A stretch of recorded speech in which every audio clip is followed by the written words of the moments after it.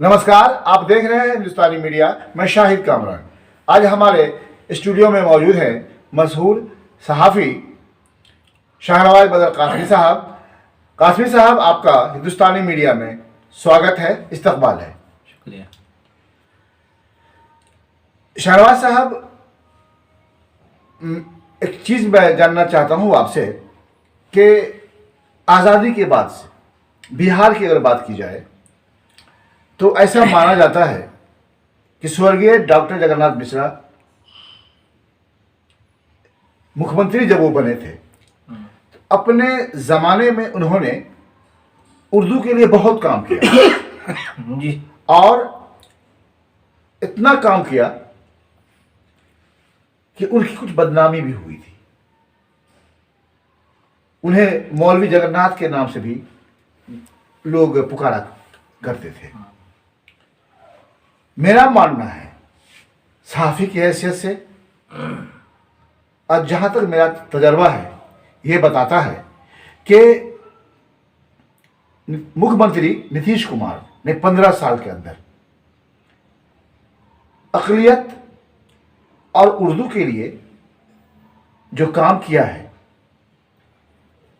वह आने वाले वक्त में बरसों बरस तक जाना जाएगा। आपका इस पर क्या कहना है? आप बताएं, रोशनी डालें इस पे। देखिए, सच्चाई ये है कि मसला सिर्फ अक़लियत या मुसलमानों का नहीं है। ये एक सच्चाई है कि नीतीश कुमार बिहार के लिए, बिहार की तरक्की के लिए, बिहार को की खुशहाली के लिए जितना ज़्यादा काम नीतीश कुमार ने किया है, मेरा दावा यह है कि बिहार के किसी भी वज़ीर आला ने नहीं किया है। ये सच्चाई है। उसमें कोई भी वज़ीर आला, और इन्हें मौका पे मौका मिलता रहा, उसकी एक बुनियादी वजह यही रही कि ये जो इनके काम करने का जो स्टाइल है, जो तरीक़ा है, जो प्लानिंग है इनके पास, जो एक मनसूबाबंदी है, वो बहुत ही ठोस और कहीं ना कहीं ये इनकी कामयाबी की अलामत और ज़मानत है कि एक बहुत ही लंबे प्लानिंग के साथ नीतीश कुमार बिहार को खुशहाली की तरफ ले जाना चाहते हैं। ये सच्चाई है। और जाहिर सी बात है कि जैसा कि आपने कहा कि जगन्नाथ जी मरहूम के बाद नीतीश कुमार जो है पहले वज़ीर आला है। ये बात सच्ची बात है कि अक़लियत नवाज़ है। बिहार के लिए इन्होंने कई सारे ऐसे नुमाया काम अंजाम दिए हैं जिसको हमेशा हमेशा याद रखा जाएगा। और सिर्फ इन्होंने नहीं बल्कि मुसलमानों ने भी, अक़लियत ने भी अगर वाक़ईतन इनको नवाजने का काम किया, अगर वो 7वीं बार बिहार के मुख्यमंत्री बने हैं तो मैं समझता हूँ मुसलमानों का बहुत बड़ा योगदान है। लेकिन इस मरतबा 2020 के चुनाव में जो कुछ भी हुआ, यानी इनके जो 11 MLA थे वो सब के सब हार गए बदकिस्मती से। और ये बिहार में पहला मौका है जब बिहार का जो पहला कैबिनेट चुनाव का जो एक पहला मरहला होता है शपथ ग्रहण का, तो पहला ये इलेक्शन इंतखाबी नताइज है कि जिसमें कोई इन्हें मुस्लिम मुक्त मंत्रालय अगर किसी का है तो नीतीश कुमार का। ये भी बहुत ही दुख की बात है। लेकिन मैं दुखी नहीं हूँ बहुत ज़्यादा, इसलिए कि कहीं ना कहीं नीतीश कुमार बज़ाहिर इस मरतबा नीतीश कुमार वज़ीर आला हैं, लेकिन बेख्तियार वज़ीर आला है। अगर नीतीश कुमार का बस चलता तो यकीनन पहले ही मरहले में वो कोई ना कोई मुस्लिम वज़ीर बनते। जी। और अभी भी मुझे यकीन है कि वो ज़रूर किसी न किसी बनाएंगे, वो मुस्लिम वज़ीर को बनाएंगे।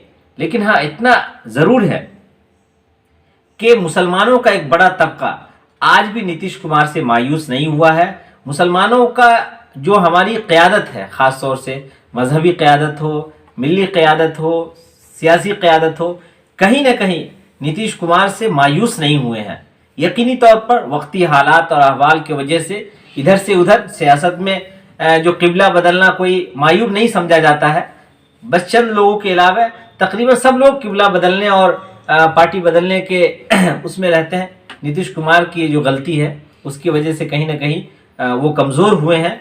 लेकिन उसके बावजूद भी मैं ये एक बात जो बहुत ही ख़ास बात कहने जा रहा हूँ कि इस चुनाव में भी हमारे तकरीबन 80% जो हमारे कायदीन थे, जो हमारे रहबर थे, सियासी तौर पर हमारी रहनुमाई करना चाहते थे, वो नीतीश के सपोर्ट में थे। जी। लेकिन उसके बावजूद भी वो बंद कमरों से आगे नहीं कुछ कह पाए, क्योंकि हालात ऐसे नहीं थे, उनके हक में हालात नहीं थे। ये बदकिस्मती है। शाहनवाज साहब, एक यहाँ रोकेंगे कि बताइए आप मुझे कि नीतीश कुमार, कोई शक की बात नहीं है कि जितने भी हमारे जिनकी क़यादत में हम अपनी ज़िंदगी गुजार रहे हैं, जिनको हम मानते हैं, चाहे वो इमारत शरिया हो, अदालत शरिया हो या फिर जमात इस्लामी हो, जमात उलमा हिंद हो, सबों ने किसी भी उन्होंने साथ देने का काम किया है नीतीश कुमार का। अलग बात है कि खुलकर नहीं बोला है, ऐलान नहीं किया है, लेकिन सबों ने साथ दिया है। लेकिन मैं एक चीज़ पूछना चाहता हूँ आपसे कि जिस तरीके से सरकार बन गई है एनडीए गठबंधन की, तो नीतीश कुमार छोटे भाई का रोल अदा कर रहे हैं, मुख्यमंत्री हैं, लेकिन वो तो क्या ऐसे में जैसे संस्कृत स्कूल है, मदरसा है, मुसलमानों के साथ के लिए, मुसलमानों की तरक्की के लिए, अक़लियतों की तरक्की के लिए बहुत सारे ऐसे योजनाएं हैं, क्या उस पर नीतीश कुमार का ध्यान रहेगा? क्या यह खासकर मुसलमानों के लिए जो काम किया जाना है, चाहे वो मदरसा हो या फिर संस्कृत विद्यालय हो, वह काम कर पाएंगे सही से वो, या वो नहीं कर पाएंगे? देखिए, कहीं ना कहीं आखिरी चुनाव के वक्त उर्दू का मसला उठा। नीतीश कुमार के खिलाफ कोई मजबूत जो बात है, नीतीश के खिलाफ कहने वाली कोई बात नहीं थी चुनाव के वक्त, लेकिन उर्दू का एक इशू उठाया गया जानबूझ के, ऑफिशियली, और कहीं ना कहीं उसका चुनाव में नुकसान हुआ नीतीश कुमार को, इससे इनकार नहीं कर सकते हैं। लेकिन अगर हम बात करें तो कुछ गलतियां जो बहुत बड़ी बड़ी गलतियां हैं, वो भी कहीं ना कहीं इनके मंत्रालय से, इनके लोगों से या नीतीश कुमार से जाने अनजाने में हुई है, और उसका खमियाजा भी वो भुगत रहे हैं। लेकिन उसके बावजूद भी मैं उम्मीद करता हूं कि नीतीश कुमार ने जिस तरीके से पहले हमेशा अक़लियत नवाजी का सबूत पेश किया है, इस सरकार में भी वो मुसलमानों का, उर्दू का, मदरसा बोर्ड के तहत जो मदारिस चल रहे हैं, या मुसलमानों के दूसरे शोबे हैं, चाहे उर्दू एकेडमी हो, अक़लियती कमीशन हो, या जितने भी मुसलमानों के ऐसे इदारे हैं, ख़ास तौर से अक़लियती फलाह बहबूद हैं, हज कमेटी हैं, ये वो तमाम शोबे हैं जो मुसलमानों से पिछले चुनाव में, यानी ख़ास तौर से 2.5 साल का जो अरसा रहा, नीतीश कुमार की एक मजबूरी क्या है कि जब वो बीजेपी के साथ होते हैं तो यकीनन वो बेबस होते हैं, मुसलमानों के काम करने में कमज़ोर होते हैं। लेकिन इसके मुकाबले में अगर वो दूसरे पार्टी के साथ होते हैं तो मुसलमानों के काम करने में उनको कोई हिचकिचाहट नहीं होती है। तो हम फिर भी उम्मीद करते हैं कि नीतीश कुमार एक कामयाब लीडरशिप को समझते हैं, बूझते हैं, और कहीं ना कहीं अगर वो बिहार को एक तरक्की याफ्ता बिहार देखना चाहते हैं तो अक़लियत को या अक़लियत के मसाइल को नज़रअंदाज नहीं करेंगे। जब तक बिहार में अक़लियत के मसाइल हल नहीं होंगे, मुसलमान तरक्की और खुशहाल नहीं होगा, बिहार तरक्की नहीं कर सकेगा। एक चीज़ मैं और जानना चाहूँगा आपसे कि जैसे 2459+1 प्लस मतलब 2460 मदरसा की बात थी, मदारिस की, उसमें 814 मदरसे की मंजूरी मिली और लोग उसमें उनका जो ग्रांट मिल रहा है, उसको तनख्वाह दी जा रही है।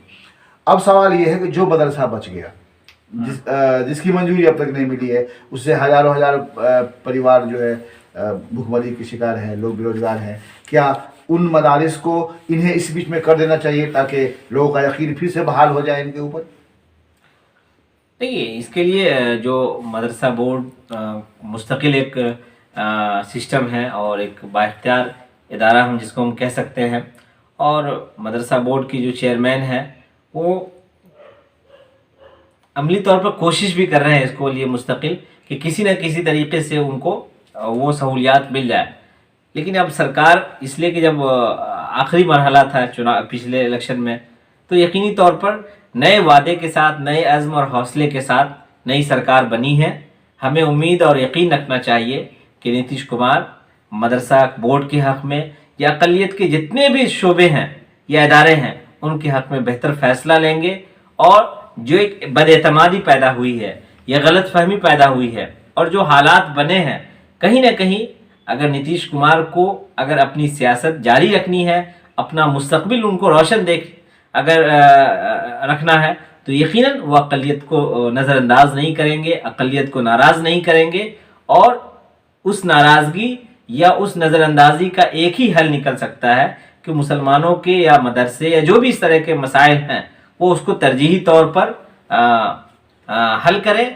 और मुझे उम्मीद है कि नीतीश कुमार इस तरह के जो भी इश्यूज हैं वो उसको हल करने में दिलचस्पी रखते हैं, चाहे देर सवेर हो, लेकिन उसको नज़रअंदाज नहीं करेंगे। इसलिए कि बिहार में बहुत सारे मसले होते हैं, मसला सिर्फ मुसलमानों का या अक़लियत का नहीं है, कई सारे ऐसे मसाइल हैं जो यकीनी तौर पर बहुत सारी ऐसी चीज़ें हैं जो ख़ास तौर से हम वक्फ बोर्ड की बात करेंगे कि मुसलमानों के पास वक्फ बोर्ड या वक्फ प्रॉपर्टीज़ का जो मसला है या उनका जो कॉन्सेप्ट है, उनके पास जो ये जो बजट है वो बहुत, अगर हम सिर्फ वक्फ बोर्ड पर तवज्जो करें, बिहार के हर ज़िले के मुसलमानों से मैं अपील करना चाहता हूँ, अक़लियत के लोगों से, कि अगर सिर्फ वक्फ बोर्ड की जो प्रोजेक्ट है, अगर आपने सिर्फ वक्फ बोर्ड के प्रोजेक्ट पर तवज्जो दिया तो हर ज़िला के मुसलमान बहुत खुशी महसूस कर सकता है।